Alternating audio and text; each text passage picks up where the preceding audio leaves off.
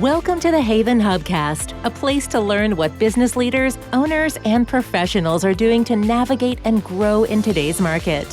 Hear from industry experts on everything from marketing, leadership, financing, and more. Brought to you by Haven, a co-working space where you can connect, create, and get stuff done.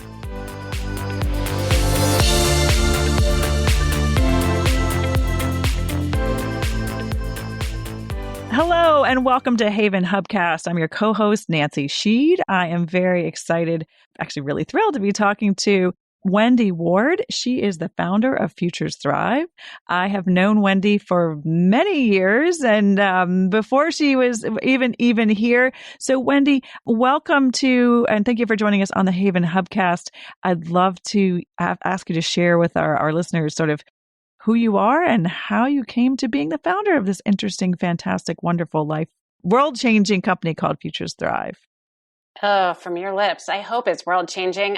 Thank you. Thank you for having me. It's always good to see you. So how did I become the founder of Futures Thrive? So I was just like every other person going about their business in life when my husband and I suffered the consequences of the really, truly unveiling of a child that had an undiagnosed mental health condition. And that set our family on a different trajectory. We had to learn about mental health really fast. So I set out in my own world to do what I do, which is solve problems. And I realized it became bigger than me very quickly. So I founded a nonprofit actually starting out thinking, all right, you know what? I'm not unique. There are lots of parents like me. I'm going to help parents that are just like me, right? That have kids that suffer from a mental health condition.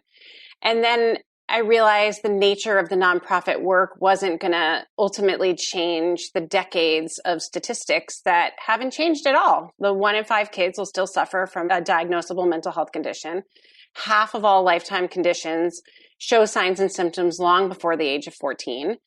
And so I thought, well, we're doing all this. We've got millions and billions of dollars going out and in media campaigns and awareness campaigns. And why isn't anything changing? So I took a step back, again, being the problem solver focused person that I am, and said, what's different? What's in the marketplace that we're missing?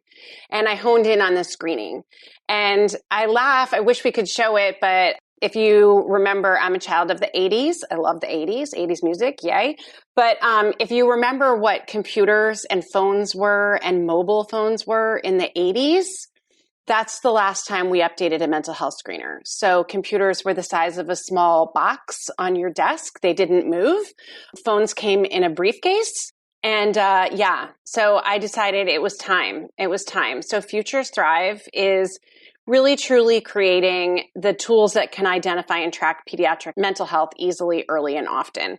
Early, I mean, as the age of 4. Wow. And so nothing like this existed before. We've been taking our kids to checkups, forever for, wellness checks from, 0 to basically 12 to 18, right? But none of this existed before in terms of having these conversations and our wellness checks. So what does that look like to you or what you're building? So what does it look like? Well, it looks like everything else. So we started tracking height and weight because we knew that having those issues had devastating consequences to development. We started tracking vision and hearing for the same reasons, right? But now we know the science is clear that mental health can have devastating effects, and mental illness or mental health concerns can have devastating effects on development. So we need to start tracking it. So what does it look like? It looks like we have to ask more than the paper pencil script of, are you fidgety? Right. Always, sometimes, never. I use this as an example because it's perfect. My daughter looked at me and said, am I fidgety when? Right. Fidgety in 8th period math class? Yeah, I'm fidgety in 8th period math class. Am I fidgety when my parents are yelling at me because I did something wrong? Yes, I'm fidgety. Right. But that's not an indicator. So I set out to say we need context. We need to know what's behind the numbers. We need environmental. We need family. Who do they live with? What are their circumstances? Have they had a death in the family? Because do they have trusted adults they can count on? Because the science shows really clearly that kids who have these things have either adverse or positive developmental effects.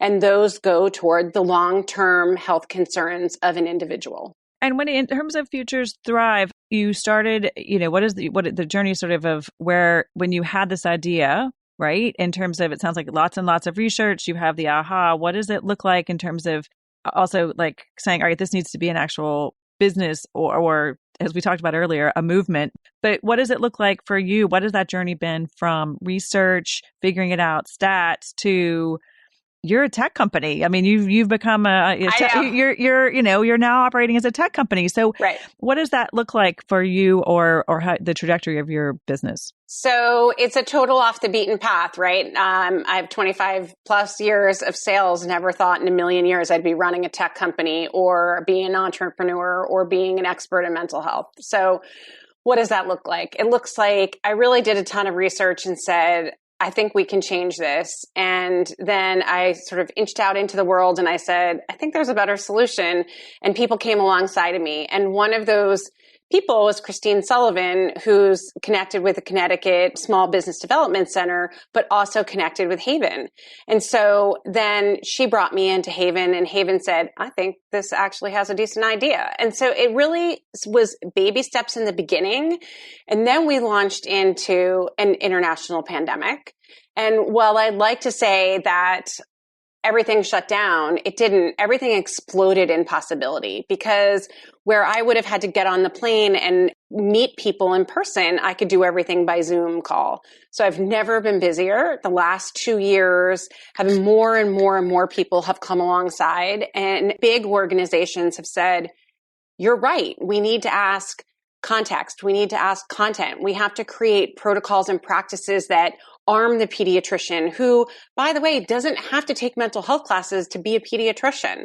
And it's fine. I looked very, very hard at what's the existing system and how can we fit into that system. But I literally couldn't have done it without the support through the state of Connecticut and this co-working space, Haven. It's actually been a part of the journey from the beginning. I did a pitch night with them, Haven Hatch, and had some success. And then I did their first round of incubator and had some success. And the introductions have continued to multiply. As I said to Felicia, the founder, it's just incredible that they've wrapped themselves around the work that I do. Oh, I love hearing how your journey has, or that Haven has been alongside your journey. And I think for those listening who, want to go from idea and research, cause and mission to a business, alongside having you being busy and exploding, mental health is obviously also, the mental health impact of what we've been through on children is exploding. How do you, as you said, exploding? How do you decide who to talk to? How do you decide who the next person is that you need to either have on your team or be in conversation with? How has your vision shaped in this exploding 2 years? So that's a great question, because as any entrepreneur will tell you, there's so many people who will come to you and say, you should. And I laugh because I call them the you shoulds. And it would be great, but I'm one person. I'm the chief everything officer, and there's only so much capacity I have. So I spend a lot of time in contemplation on what's my mission. And I think one of the things that the Connecticut Small Business Development has really been able to keep me on task on is, what's your next best goal, right? So we need to get a minimally viable product into the marketplace. And that gets me to the next best goal, which is to go after bigger investment partners. So right now, everything we do is centered on that goal. And who are those conversations? I am the person to say, have every conversation. If you're starting a business, you never know who's going to be the partner that just surprises you and wows you. But to be real, because I'm transparent and real, as you know, it's hard. It's hard to have the conversations all the time. It's hard to take rejection. And so surround yourself with people who remind you that you need 100 no's to get to the one yes. Or as some people say, you need the 10,000 no's, which I'm not okay with yet. That one yes is going to be so great. Yeah, it is. The one yes is really great because, for me, this comes from the heart. And I think the compelling nature of the work is that this was me. And what I'm trying to do is solve where I know parents can be. And so while I'm, energetic and funny, you can get beat up in the process of being an entrepreneur. So you've got to surround yourself with people. And for me, a lot of that's been Haven that just say, nope, keep going. You got to keep going. This is the right thing. The world needs it, and you got to keep going. And so having Yeah, having that's everything. I love that. And I think for those who are on their journey with very, as you are, focused missions, we were talking before we started recording, and getting kids to care, right? Like, I mean, this is more than a technology company, but I love that you've broken it down into steps but let's focus on just getting the actual screening technology part started, because without that, we can't get to the bigger piece. Right. Well, I should say it's not that. So this is an interesting distinction of what we're proposing to the marketplace and quite honestly to society. Right now, we solve episodes. So we want to stop addiction after they're addicted. We want to stop suicide attempts after they're having suicidal thoughts. Like, the reality is we want to stop homelessness. But again, we're looking at the homeless. So we've got to stop looking at it like we're solving episodes. We have to start early intervention and prevention the way we do for every other health measure. And so what we're saying is you can do twofold if you start screening early. You can start educating a parent when nothing's wrong, when nothing's scary, when nothing's stigmatized, when they're just learning. They're there. The Well Child Visit is the one place parents go for all things educational, prevention, and early intervention. And if you start that way, when the child starts to struggle in a mild way, right? Life comes up with things, and parents are getting a divorce. There's an international pandemic. Schools are shut down. All of a sudden, anxiety and depression, A, makes sense to the parent. They're like, oh, okay, I've learned about that. And then B, it's not such a big deal to go get them a low level of help, which is abundantly out there. So what we want to do is stop sending kids to care in the crisis. Right. Because that's very different. And there's a very different neurological mindset when it comes to crisis versus they just need a little bit of help. Right. Like in schools, tier 1, tier 2, right? We're talking very simplistic. Okay, go talk it out with someone. Go journal it. Go do some meditation. There's so many positive ways that we can help kids develop through these problems without getting to the crisis. And it's the redirect, as you said, at when there are signs versus the all out crisis mode, which then also the steps to get out of crisis mode is such a longer journey, and everybody thinks again it's a quick fix. And to your point, it took a long time to get to crisis mode, or typically it may seem like a crisis, but it took a lot. There was a lot of building. It didn't come out of the middle of nowhere. It didn't come out of the middle of nowhere. It's been brewing for a while. By the time you find out about it, you're looking at a behavior crisis, right? Like, this, feelings fuel behavior. We know that. Kids mount up feelings, adults mount up feelings, and then it fuels a behavior. And if it's a negative behavior, it's really easy to fixate on you're failing math class. You need to not fail math class. But there could be an underlying issue that's being completely missed. Right. For people who are patiently waiting for Futures Thrive to take it to the next step, who are patiently waiting to have this fantastic screening tool at their pediatrician's office, does Futures Thrive kind of are you building a community? Are you saying this, do you have resources now for parents, as they're, as you're building, or are you solely, and the answer could be no. How are you talking to parents right now as you're in building mode, or building the community of like getting your message out while you're building? So one of the things that we need in order to really validate our work, and there's some already validated parts of it, but to continue to advance our work, our prototype design is age 9 to 14. And we need kids to test that question set. So we've reached out to parents in that aspect to ask parents to sit with their kids and let them go through the question set. It's funny, because of the stigma and because most parents think, oh, my kid is fine, there's a hesitance in wanting to go through the question set. And inevitably, it's all anonymous. We don't know who answers what. I have a team of doctors that just work in statistics in Missouri, so it's not attached to me at all. But inevitably what happens is people come back and go, wow, that was really fascinating. I really don't know my child. That was really educating. I really loved it. And then there are more. So as far as reaching out to parents, we're really asking for parents to partner with us and help so that we can make sure that we're informing the practitioner, or ultimately we want to have this in the school setting as well, to be able to inform the statistics that they get in return. We would love for parents to partner with us and help that out. So if you have kids aged 9 to 14, we'd love for them to go through the question set. That is on the front page of our website. It's also posted all over our social media.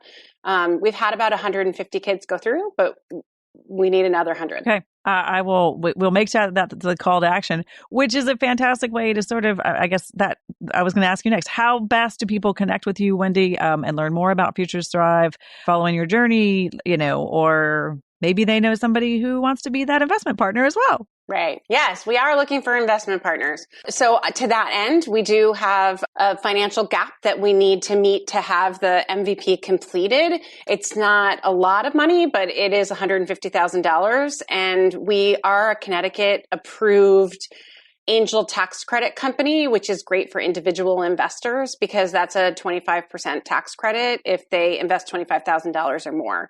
It basically lets us act like a nonprofit, even though we're a for-profit. So if someone invests, they get the tax credit like they would for a nonprofit. You can always go to our website. I'm always on social media, LinkedIn, Instagram, Twitter, and Facebook. Futures Thrive has pages on all of them. And you know me. I mean, my number is abundantly out there. People can email me and contact me, and I'll call everybody She will back. get back to you. There's no question at all. And I know where to find her if nobody else can. That's true. Wendy, thank you so much. I just wrote down, it's been a pleasure speaking with you in your role as the Chief Everything Officer at Futures Thrive. I'm so excited for the vision you hold for a better place for our families and our kids. So thank you for the work you're doing, and thank you for your time today. Of course. It's always great to catch up with you. And like I said, I really appreciate the partnership and all that you guys have done in order to help get the word out on the work that I'm doing. It's amazing. It will continue. It will continue. And thank you. Thank you again. This wraps up another episode of the Haven Hubcast. Tune in more or subscribe if you haven't already. Thanks. Thanks for listening to the Haven Hubcast, a place to learn what business leaders and owners are doing to navigate and grow in today's market.